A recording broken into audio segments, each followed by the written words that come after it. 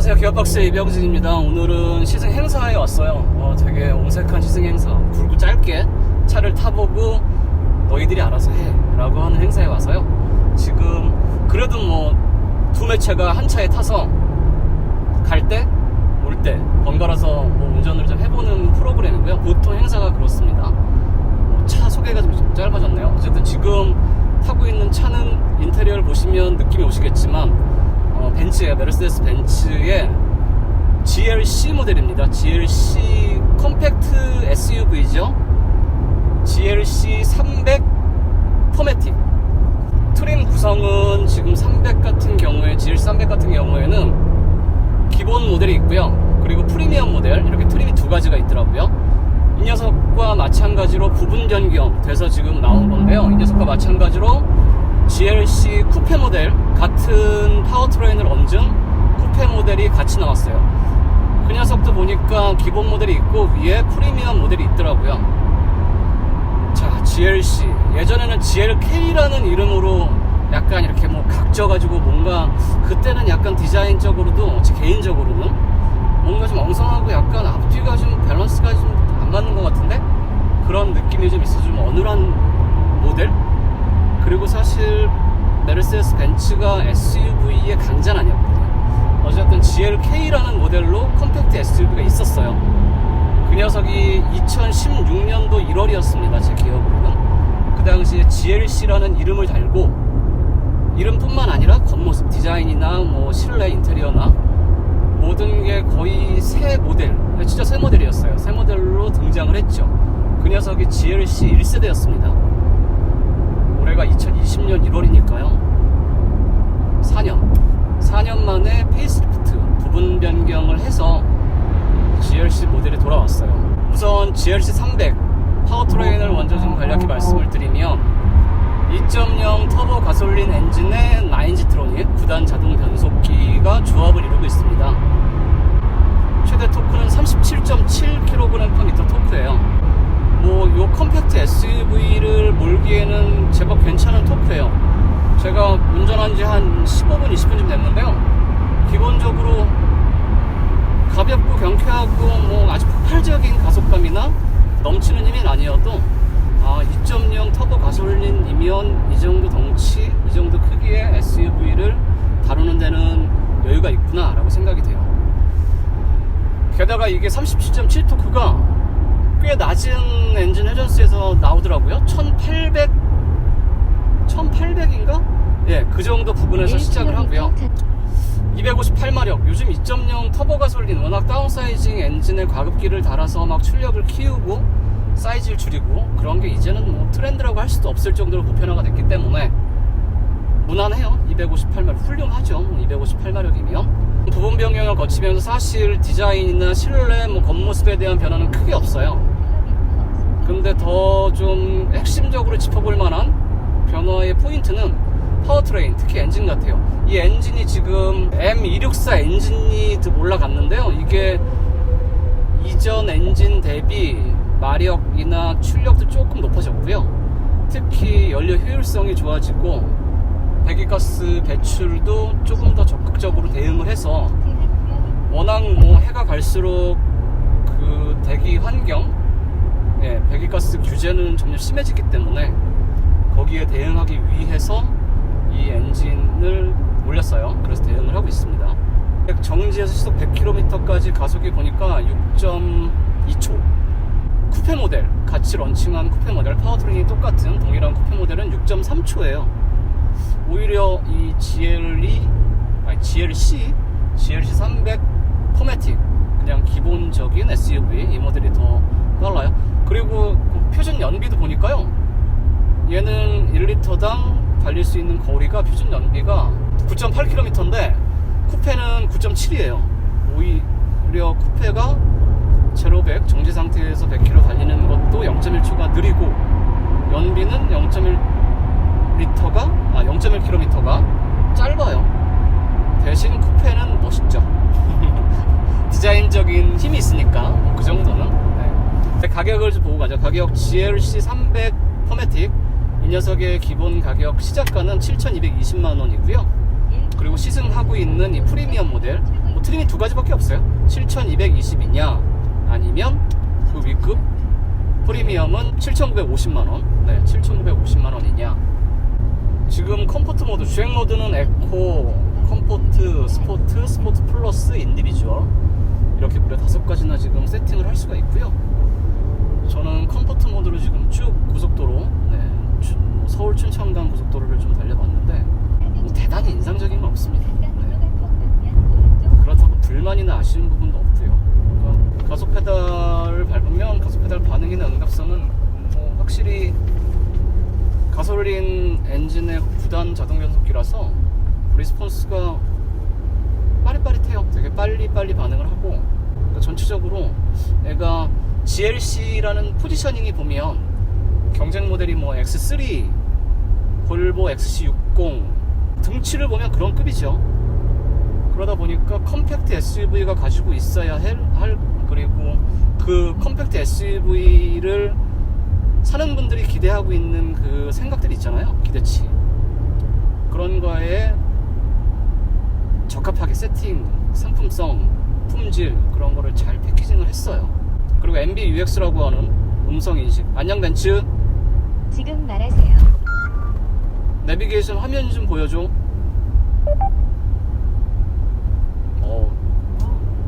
상당히 반응이 이 한글 현지화, 한국의 현지화도 신경을 많이 써서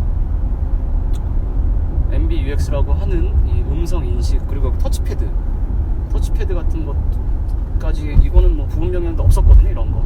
그래서 사실 이 부분 변경 전 모델을 탔을 때 약간 특히 실내에서 좀 너무 좀 옛날 차 같은 느낌이 나는데? 라고 하는 느낌이 있었는데, 이 부분 변경에서는 그거를 말끔히 씻어냈습니다. 지금 컴포트 모드로 와인딩을 잠깐 타보고 있는데요. 이 와인딩을 해야 되나? 앞에 커다란, 앞에도 메르세데스 벤츠 트럭이 가고 있네요. 덤프 트럭. 어쨌든 와인딩을 타봐도 뭐 롤이나 피칭이나 바운싱이나 그런 게 뒷자리는 모르겠어요. 앞자리에서는 부담스럽거나 되게 꿀렁꿀렁하네? 뭔가 좀 애가 좀 컴팩트 SUV인데 컴팩트하지 않구만 반응이, 그런 건 없어요. 기본적으로 좀 묵직하고 다부지고 좀 탄탄한 맛이 살아있습니다. 가속 페달도 이렇게 밟아보면요, 조금만 깊게 밟아도 이 킥다운, 기어 단수를 낮추면서 적극적으로 치고 나가는 맛도 살아있고요. 스티어링 휠은 전반적으로 가볍고 부드럽습니다. 누구나 운전해도 무난하고 편안하게 운전할 수 있는 감각이고요. 그리고 유격이나 그런 것도 크게 없어요. 조금 이렇게 움직여보면 되게 빠릿빠릿하게, 되게 빠릿빠릿하게 반응을 하면서 이런 게 스포츠나 스포츠 플러스 모드에서 운전을 하면 바로 팽팽해져요. 스티어링의 반응이 무겁고 팽팽해지면서, 그리고 지금 컴포트의 스포트 모드로 두면 단수를 낮추면서 엔진 회전수를 적극적으로 쓰고요.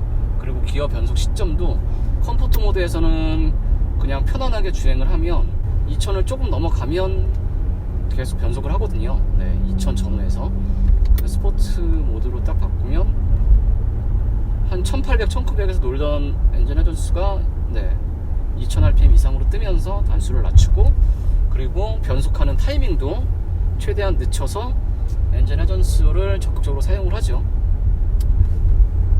스티어링 휠 좀 무겁고 더 팽팽해지고요. 서스펜션 똑같습니다.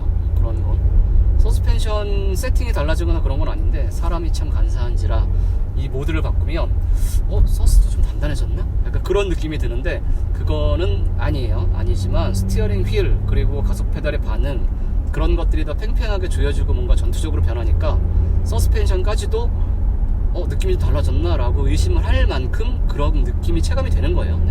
스포츠 플러스 모드까지 바꾸면 더 스포트 모드에서 2000rpm을 상회하던 게 단수를 더 낮추면서 3000rpm 가까이까지 쳐 올리죠.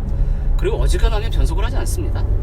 스포츠 플러스 모드에서는. 그렇다고 스티어링 휠까지 더 단단해지느냐? 그런 건 아니에요. 스포트랑 스포트 플러스랑 비슷한 것 같아요. 어쨌든 팽팽하게, 유격이 원래 없어요. 원래 없는데 이게 조금 더 스티어링 감각, 핸들링이 편하고 부드럽냐, 아니면 조금 더 묵직하고 텐션이 좋아서 뭔가 팽팽하냐. 물론 고속이나 와인딩을 탈 때는 스포트나 스포트 플러스 모드에서의 세팅이 훨씬 편하고 재밌어요. 하지만 하지만 일반적으로 다닐 때는 컴포트 모드로 다니셔도 충분합니다. 편하고요. 얘가 반자율 주행이 들어갔다고 했거든요. 근데 제가 막 급하게 지금 출발을 하느라고 반자율 주행 장치를 활성화를 시키고 컨트롤을 어떻게 하는지 확인을 못해서 주행 중에 틈틈이 제가 한번 해보려고 했는데 쉽게 찾을 수가 없네요, 이게.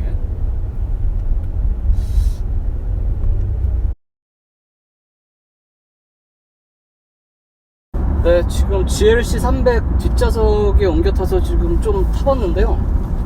우선 뒷시트 자체가 앞시트보다 더 말랑말랑해요. 네, 쿠션감이 더 강해서 더 안락한 맛을 좀 살려냈고, 공간을 놓고 보면 앞쪽에는 다른 매체의 기자님, 남자 기자님이 앉아 계시고, 앞자리 좁게 앉아 계세요 지금? 아니요, 딱 그냥 예.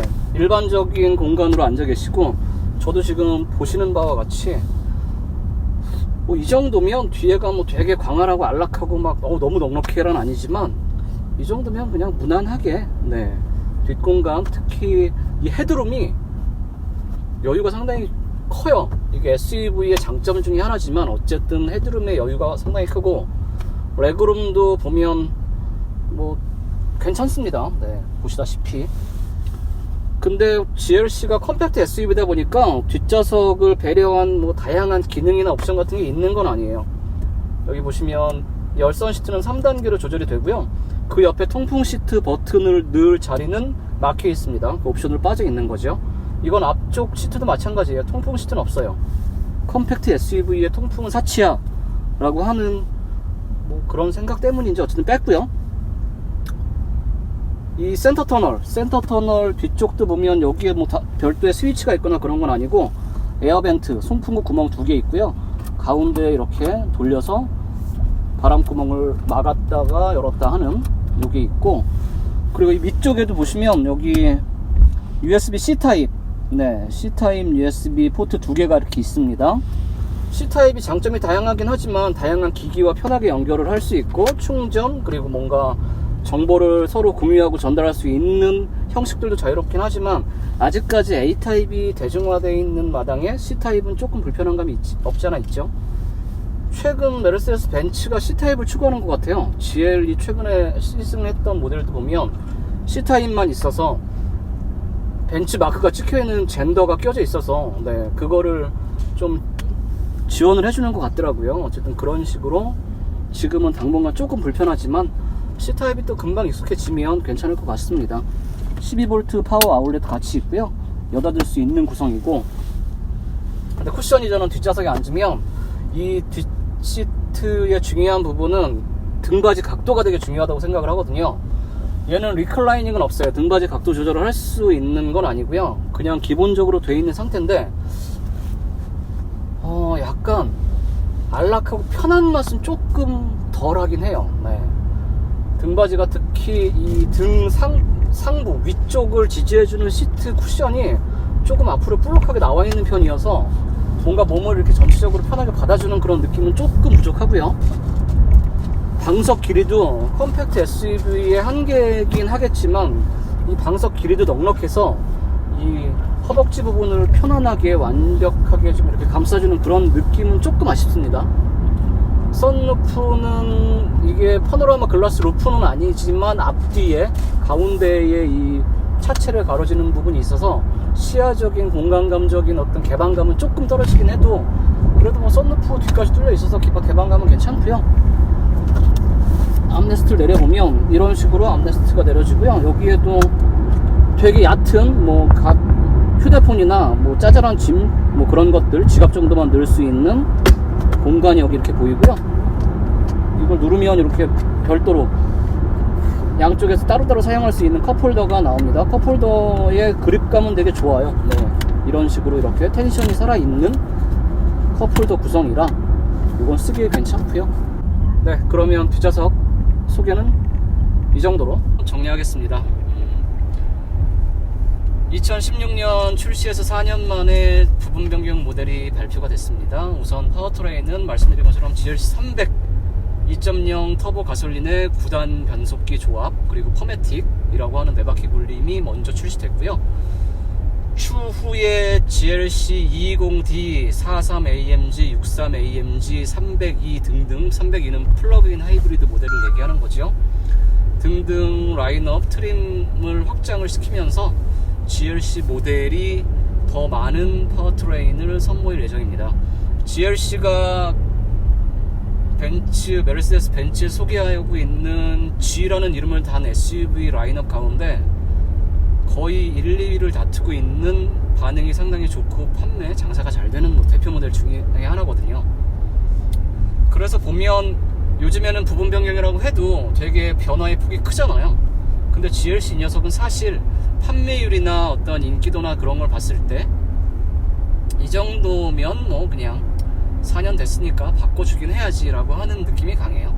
겉모습보다 이 실내에 전동화, 터치스크린이 가능한 더 커진 모니터, 그리고 인텔리전트 세이프라고 하는 안전과 관련한 기능들을 보강한 그런 내실을 좀 다지고 실내에서 운전자가 느낄 수 있는 변화의 폭을 좀 더 키운 게 특징입니다.